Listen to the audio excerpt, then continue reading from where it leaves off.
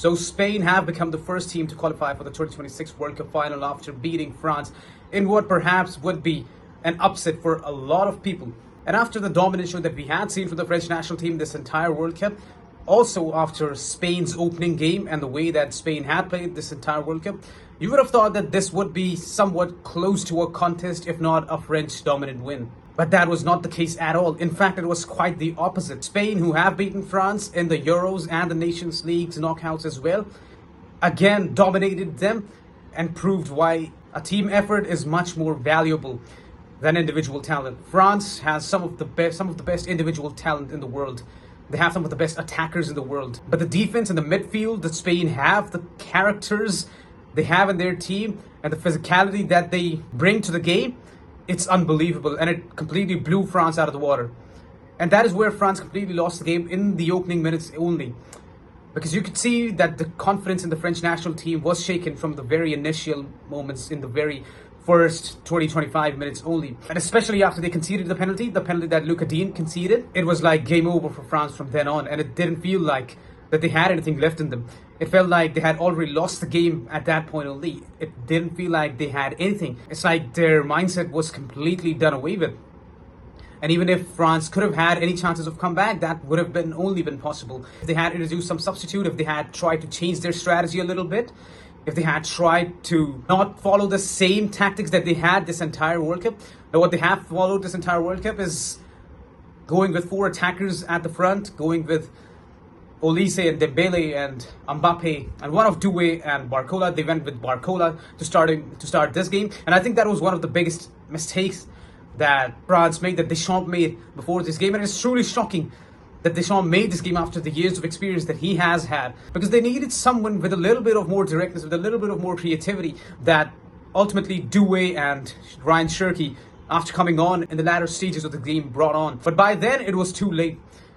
And by the time that France did gain some footing in that game, by the time that France did feel like more of a threat, especially in the dying minutes of the game, when they had more of a presence in the final third, when Mbappe had that free kick, when they were actually trying to get into the final third and trying to win some fouls to their benefit, it felt like it was too late to do all that. And it was always going to be, because you already started without Kone, you already started without Doué and Cherki, especially against a team that is as coordinated and that binds themselves together as Spain do, a team that is as formidable, a team that is as solid, and a team that doesn't give you any space, that doesn't give you any chances, that doesn't give you any opportunities to stake your claim, to even find your footing in that game, like they didn't do against France last night, even Spain. It was always going to be difficult for France. Then you have this French team that is still following the same tactic that they have followed this entire World Cup. They are still allowing themselves as much space between the players. They are still playing with such a wide formation on that entire pitch, while Spain is so coordinated and they are making things congested on the pitch for the French national team.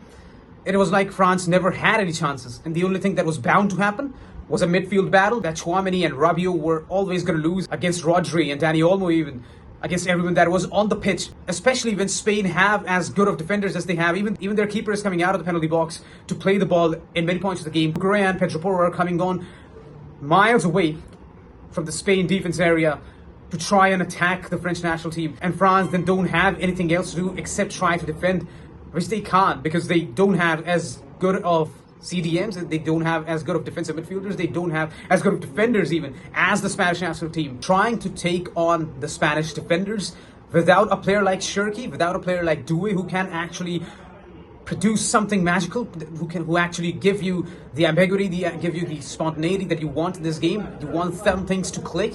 If you want there to be individual brilliance, you want it to be at some level, some creative level that Spain actually do get stunned by, but you don't introduce those players in your starting 11, it was always going to be a difficult job, and it was always going to be an uphill task for France. You have to commend the Spanish national team on this, because throughout their past 3 wins against France, throughout all their knockout wins against France, they've all been so coordinated. They've all been so good as a team. You have to commend Luis de la Fuente on this. You have to commend the job that he has done with this Spanish national team in the past couple of years. Because not only are they incredibly talented players, just like France are, but they play so good as a team. They play so coordinated. They play to their strengths, and they play with a level of physicality that France just can't match. And yes, France did try to match them physically, but ultimately they ended up getting yellow cards. They ended up fouling many of the players.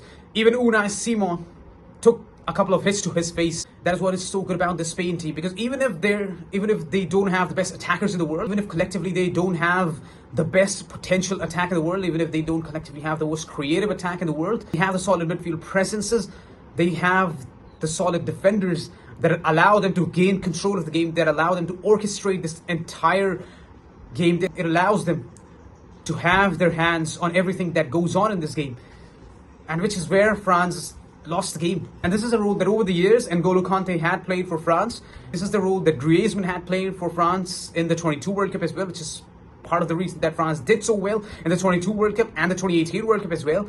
They don't have Pogba anymore. They don't have Griezmann anymore. Rabiot is closer to retirement than he is to his prime. Tchouaméni has not had the best of seasons. Kole has been a huge positive for them, but they didn't start with him.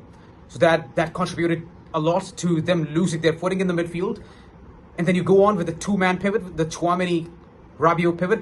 Against other teams, against some weaker teams, it might work. But against a team like Spain, who literally have Rodri, the Ballon d'Or winner, in their midfield, it was never going to be a win for France. And it was proven after they conceded the penalty, after Mike Oyarzabal scored. France were completely out of the game. You could see it on their faces. You could see it on Luka Dian's face. You could see that he wanted to amend his mistakes, contribute to the team in some manner, but he was just no match to Lamine Yamal. And by the time Theo Hernandez came on, it was too late again.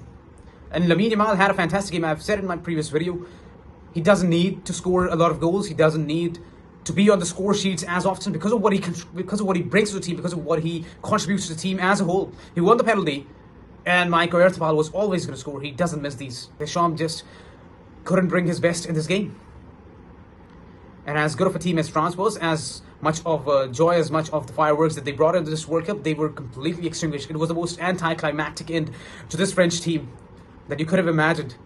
And if some team had to do it, it was going to be Spain. It was bound to be Spain. If it would have been some other team, it would have been England or Argentina or some other team, France would have had a chance. There would have been a margin of error. But with this Spanish national team, there is such a small margin of error. There is such a small chance that they would lose their composure, that they lose their cool, and they lose their heads in the game. This is why if something has to happen, if Spain are to lose going into this World Cup final, it has to be Tuchel's England. They can win easily against Argentina, but if some team has to win, it would be Tuchel's England only. And I said it in my previous video, and many people have said it, the winner of the France-Spain game would go on to win the World Cup, and that still stands true. If any team has to beat Spain, it would be Tuchel's England. If not, Spain, as it seems like, have a very high chance of winning this World Cup. Anyways, that was it for the video. This is our signing off again. If you want to read my articles, subscribe to the newsletter from the link in the description below, and I'll see you guys really, really soon, perhaps tomorrow. I'll see you guys really, really soon.